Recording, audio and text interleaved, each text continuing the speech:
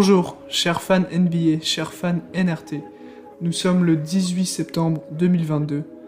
Vous écoutez l'épisode 17 de NBA Real Talk, animé par Léopold et Gaspard.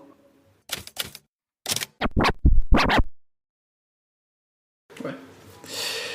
Bonjour tout le monde, bonjour Gaspard, bonjour la communauté NRT. Bonjour Léo, ça roule ? Ça roule, ouais. Je suis content là, on est en train d'enregistrer cet épisode pendant le match de 3ème place pour l'Eurobasket entre l'Allemagne et la Pologne qui se déroule en même temps. Mais on fait cet épisode pour voir le parcours de la France dans cet Eurobasket et qui se retrouve maintenant en finale contre l'Espagne à 20h30. C'est ce soir que ça se joue. Comment tu te sens ? Je suis impatient, j'ai hâte, on va aller voir ça dans un bar espagnol. On va se castagner avec... Non, c'est pas vrai. On va se frotter les fronts, quoi. Il y aura sûrement de l'attention, quoi, mais ça va être sympa. Ça va être sympa. Alors du coup, on aimerait bien revoir un peu ce parcours français de l'Eurobasket 2022, parce qu'il a été quand même assez tumultueux. 8 matchs de l'équipe de France pour arriver en finale contre l'Espagne ce soir. Donc faisons le recap. Donc le programme d'aujourd'hui, assez simple, assez concret. D'abord, on voit le parcours de la France dans cet Eurobasket. Comment ça se fait que la France arrive en finale aujourd'hui. Après, on va parler du coup de cette finale. On va faire un petit pré-match, analyse pré-match. Voir un peu les enjeux pour la France, les enjeux pour l'Espagne, les joueurs à suivre, les joueurs dangereux. Et enfin, on dira un peu nos avis sur ce tournoi en général, sur les performances MVP de certains joueurs, qui est notre favori pour ce titre d'MVP d'Eurobasket, et bien sûr, qui gagnera ce titre. C'est parti.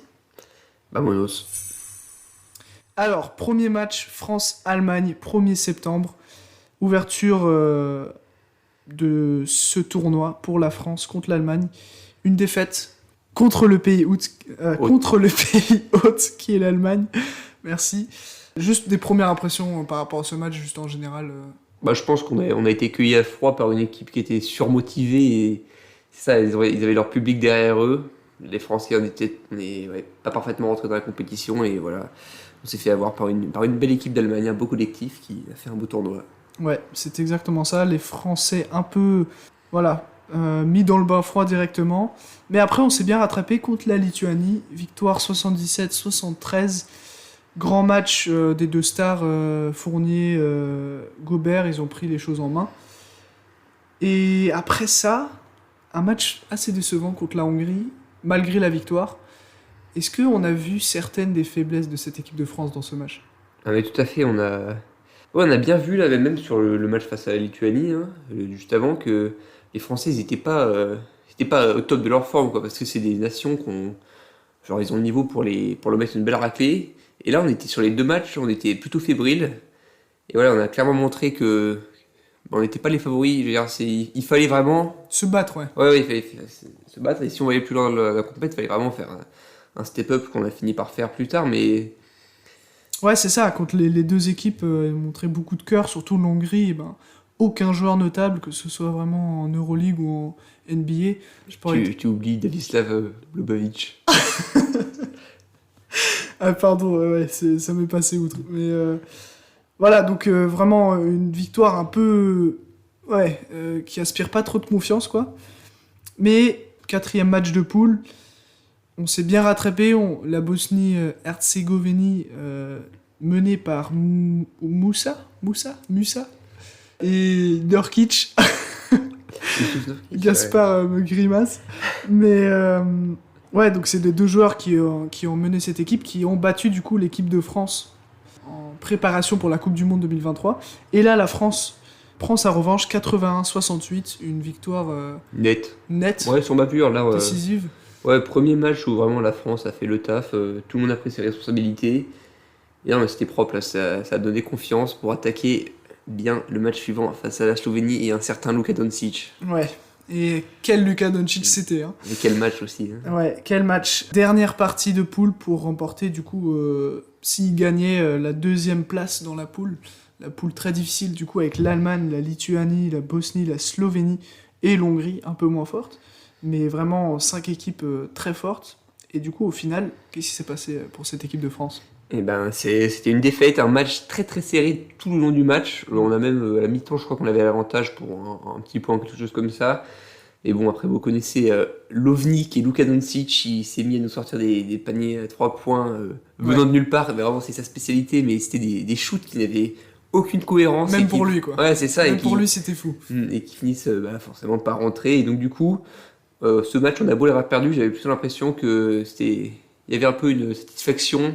Parce que les matchs d'avant, c'était des tests, c'est pas vraiment des énormes équipes. Là, on a montré que c'est une grosse équipe. On avait les moyens de gagner, mais ça jouait sur des détails. Bon, cette fois-ci, ça n'a pas tourné en notre faveur, mais voilà. Ouais, non, c'est vrai. Bon, après, Luka Doncic a dû être historique, justement, pour remporter ce match avec son squad face à l'équipe de France. 47 points, record, deuxième plus grande performance en Eurobasket de l'histoire de l'Eurobasket, tout simplement. Donc, énorme partie de Luka Doncic. Il a marqué les 2 tiers des points de son équipe, quoi. Ah non, qu'est-ce que je dis? Un peu plus de la moitié. Ils ont mis 82 points. Les 3 cinquièmes.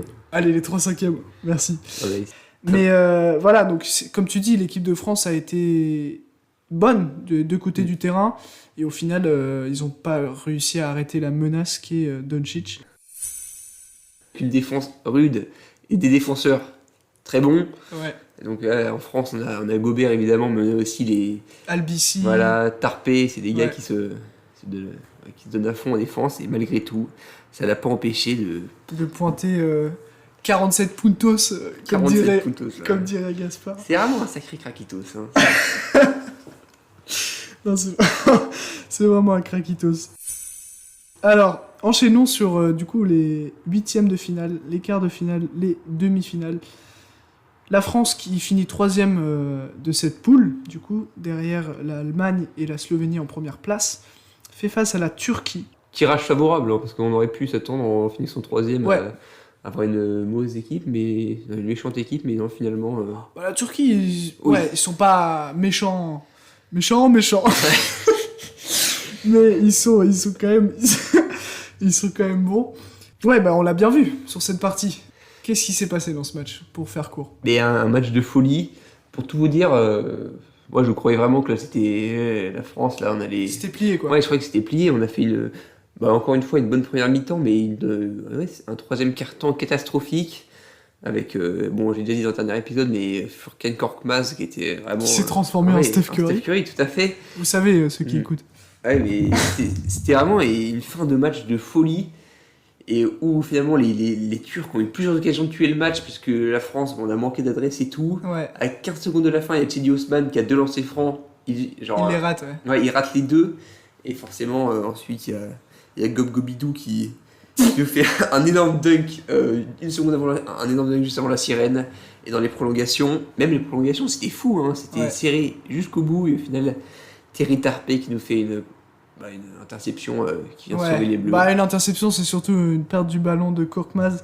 Mais ouais, vraiment déception générale pour l'équipe de Turquie, parce qu'ils avaient ce match, ils contrôlaient ce match. Les Français, honnêtement, ne méritaient pas de gagner.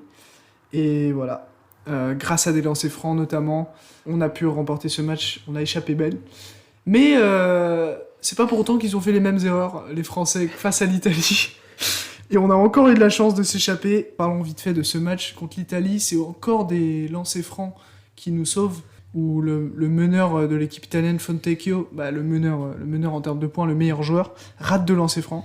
Et du coup, Thomas Hurtel, énorme partie, 20 points, 8 passes décisives, il me semble, qui met un lay-up pour permettre à l'équipe de France d'aller en prolongation. Voilà, encore un match très serré. Est-ce que ça t'as eu peur? T'as regardé ce match? J'ai pas regardé, pour tout te dire, j'étais à la salle de sport. Ah ouais, moi je le regardais dans la bibliothèque Sadella Bonneuil. Ouais, mais j'étais sur Eurosport en train d'actualiser toutes les secondes. Et non, mais encore une fois, on a eu bien chaud aux fesses. Ouais. Mais au final, ça a fini par le faire. Avec encore une fois, pour le coup, on n'a pas parlé, mais il y a Boussélé qui a fait, comme globalement, sur à peu près tout le tournoi. Mais là, qui était excellent, une grosse vingtaine de points, je crois qu'il a mis. Et au final, dans la prolongation, on a fini sur une claquette de Gobert sur un tir justement raté de Yabusele. Et ouais, ça passe en demi. Ça marche pas Oui, trop. ça marche pas trop, pardon. Mais Non, mais ouais. Yabusele, franchement, t'as raison de En fait, lui donner. il a raté le tir, mais c'était fait exprès, c'était pour Gobert, Ah, parce qu'il voilà. pense avant tout au collectif. Ouais, mais c'est un peu la tradition que Gobert met une claquette en fin de match ou un bloc ou un putback, un truc comme ça. Claquette, c'est putback, non? Ouais, c'est ça, tout à Ouais, fait. ouais, j'ai dit 2 fois la même chose.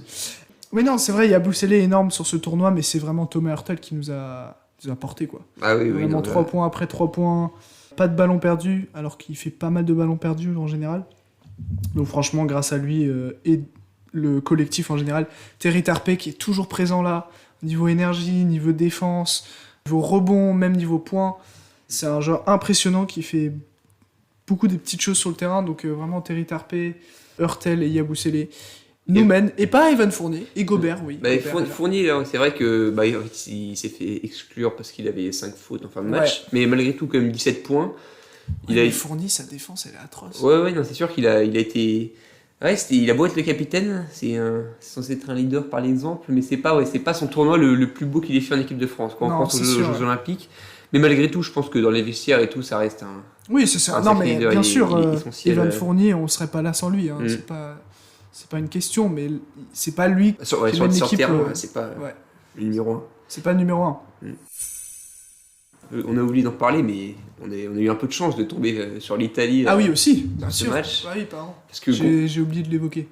Gros séisme en 8ème de finale, l'Italie a battu héroïquement la Serbie du double MVP Nikola Jokic. À qui on a donné nos louanges au dernier épisode pour son grand contrat.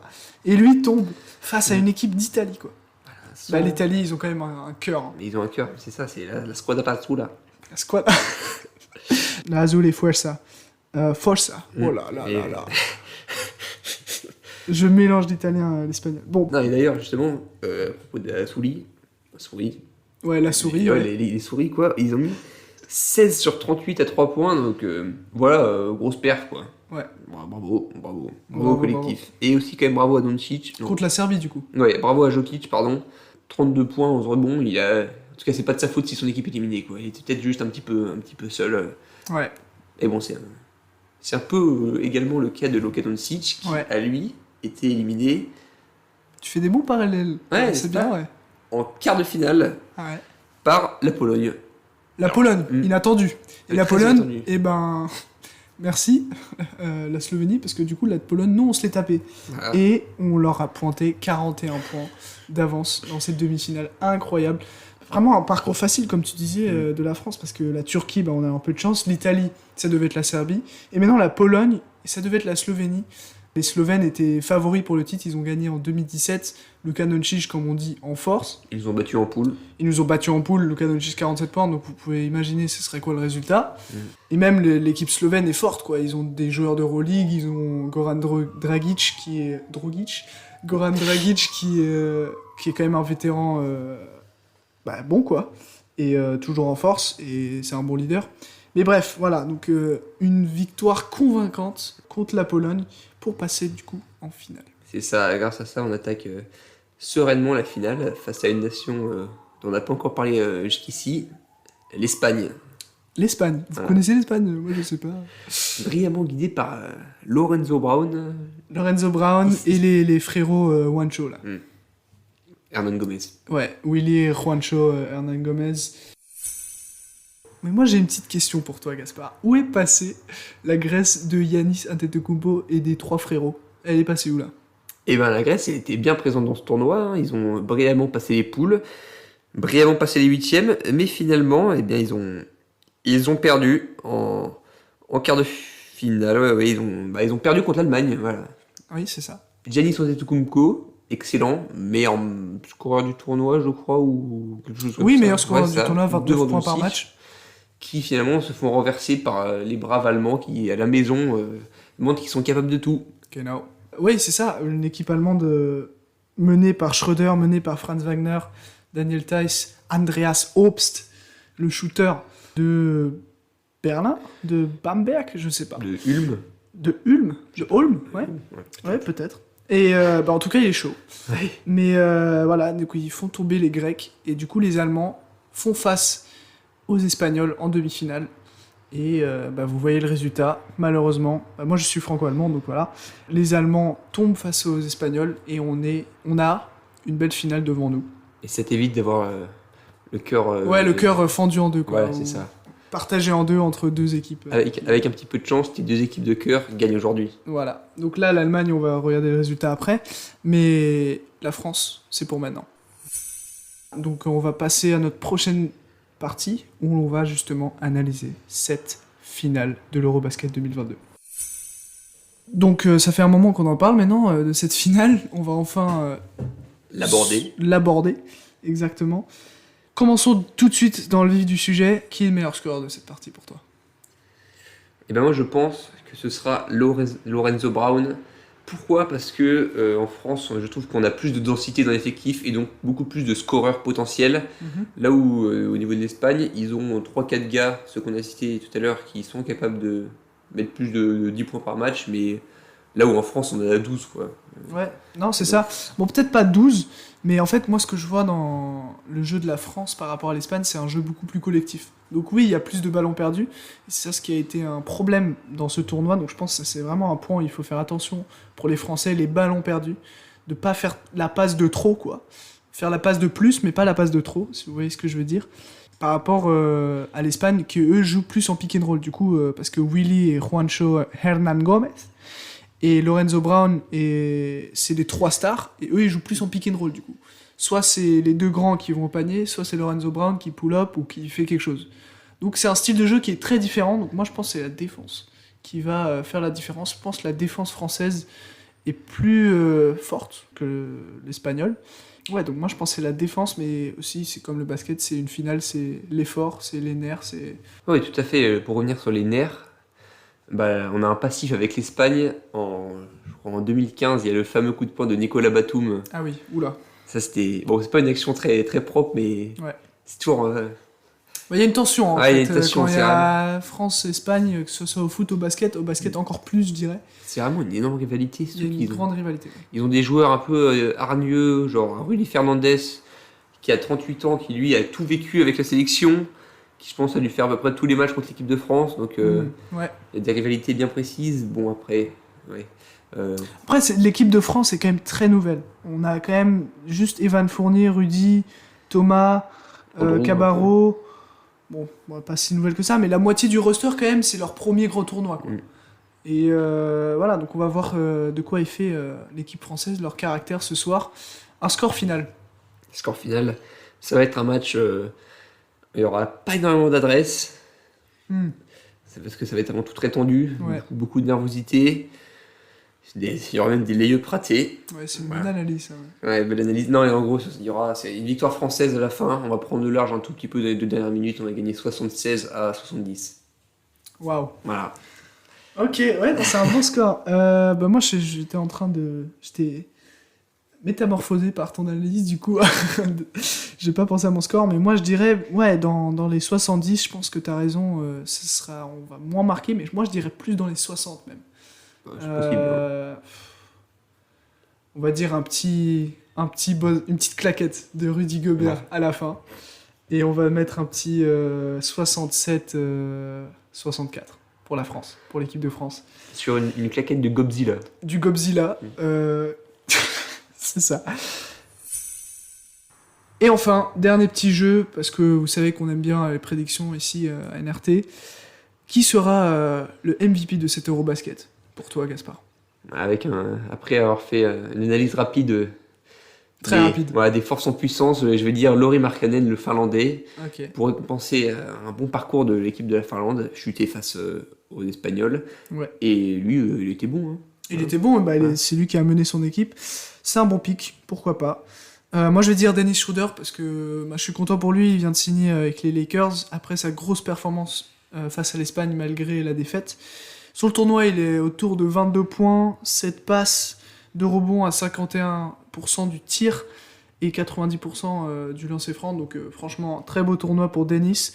Donc pour moi, c'est lui, mon MVP de cet Eurobasket. Et maintenant, dernière question, petite comme ça, feinte. Okay. le MVP de la finale, du coup. Parce qu'on ne l'a pas dit. C'est qui pour toi ? Il va se réveiller. Evan Fournier. La légende des Knicks, Evan Fournier. Waouh. Ok. Non, mais je pense, j'y crois. Franchement, Evan Fournier, tu le vois, on voit toujours, que ce soit aux Jeux Olympiques ou au Mondiaux en 2019, il est jamais satisfait de ses médailles, parce qu'on a eu le bronze puis l'argent. Ouais. Et avec une volonté, lui, c'est d'aller chercher l'or, il arrête pas de le répéter dans l'interview. Donc là, aujourd'hui, c'est le moment d'y aller, quoi.